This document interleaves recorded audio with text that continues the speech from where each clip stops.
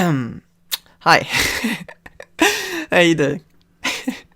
So I, in the last video, did say I was going to make daily videos, and, I do plan on doing that, yep, that video was 2 weeks ago, okay? So, I got a reason for that. So, the reason is that I changed my controls, and, the very next day after I made that video, I changed my controls. So, my hands, are on my controller from this to basically this.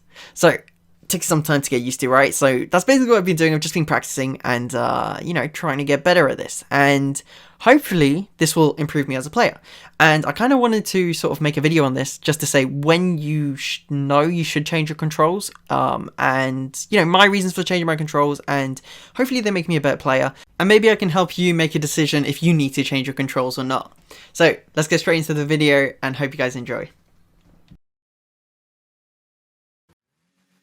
Alright, so let's take a look at my controls previously and we'll talk about why I changed it. So these are my previous controls, and if you look at the L1 button, whereas arrow left and power slide on the same button, that became a problem for me after a little bit of time. But I was reluctant to change it because I was actually playing really well with it. But it lacks efficiency, and the reason it lacks efficiency is because say I wanted to, I had to land using arrow right, just to get my wheels on the ground. It meant it was really hard to time like the drift as well, so you land smoothly with a drift and you can keep your momentum going, because if I was pressing L1, which is my drift, but it's also arrow left, and I press my arrow right to land, it just gets stuck. The arrows cancel each other out and it gets stuck. So you have to be always good on timing. And sometimes, it's hard to time those things. And I just wanted a separate button to put my drift on so I could time things like that better. And then also with like wave dashes and all of that, when you want to drift and do wave dashes for recoveries and everything, like I would just have to press arrow left, and it's really hard to time that. So I decided to change it, and these are my new controls. So essentially what I've done is I've put the power slide on my directional up button. So basically all my fingers are free. So I think this is one of the most efficient controller setups there could be, because I'm literally using every single thumb and finger except my pinkies, which I need at the back of the controller. Now this means I have to control the controller awkwardly, but you get used to it after a little bit of time. And I was doing that on my right hand anyway, so learning it on my left hand is, it'll become I've done it before, so I know I can do it again. And anyway, I'm not playing that badly. I mean, in terms of in training, I haven't actually played ranked yet. But that was my full process. I just wanted, I saw a problem and I found a way to solve it. However awkward it may be, or you may think it is, you'll get used to it. And actually, it's not that awkward once you get used to it. I mean, there's people who play like Ashley, one of my subscribers, he might be watching this. He literally has one arm and he plays Rocket League, and he said he uses his chin. So he's playing with one arm. I mean, it's not that hard to imagine doing another controls.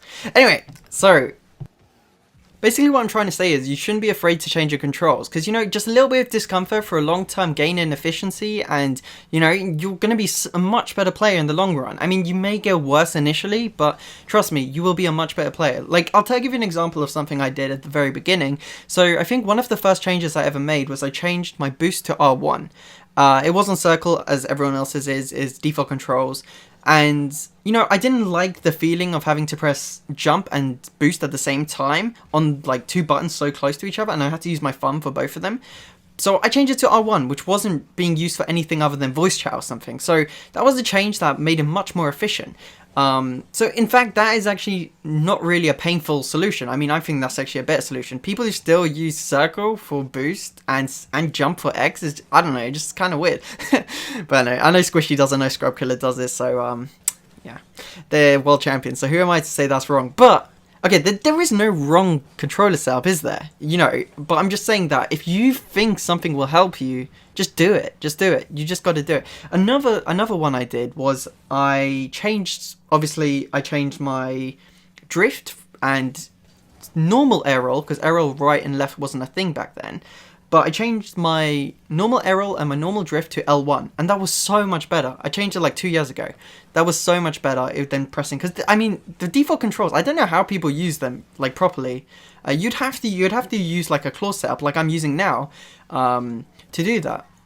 And then another change I made, I think this was the last basically change I made, is I changed my jump to square, and but the reason I changed my jump to square is because I wanted to free up my thumb for using the camera. Because I never used to use my camera that much, because it was just awkward to move my thumb from like my jump button to my camera. So I changed it. So I started playing claw, which I'll show a picture right now of what claw is. But it means I like shifted my fingers over, so my forefinger was now pressing the buttons for jump and, you know, ball cam and everything, and my thumb was fully focused on the camera, and that was so much better. It just made it so much easier. But of course, it was uncomfortable to begin with. But long-term efficiency, and honestly, I don't think I would have. Okay, that's probably not true. I think with whatever, you'll make it work, right, with any controls. But it just made it, in the long run, more comfortable, if you can believe that. Like, short term, it was a bit uncomfortable, but long term, it was just because I can basically use my camera without taking my fingers off any other buttons, and I can use basically now every button I want to without having to move anything too far, you know. So those are the changes I made. I just think you should, if you think something will help you, you just got to change it, and you know, obviously don't just stick with it. Don't just say oh, I can't play well with this, so I'm not going to use it. But, you know, you got to stick with it, and don't change something you've already changed too quickly. You know, you want to get used to it, and then change it. And all these changes I've made have come... It wasn't an instant change, right? It wasn't like at the beginning, I made all these changes. It's been a gradual, like, evolution, my controls. As you can see, maybe some would say they've evolved wrong. But yeah, it's definitely been a gradual evolution. And yeah, I think it's made me a better player.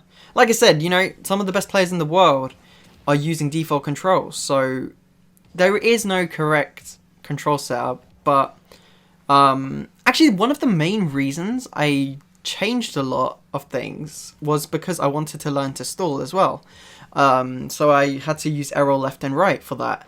Or one of them I had to use. So I thought might as well change both of them, arrow left and right, and get rid of arrow. So I put my arrow right on X, and then I put, you know, the rest. So essentially, the whole point of this video is really for me to tell you that if you think something is lacking in your game, and you can think of a control position, whatever, it could be completely different to mine.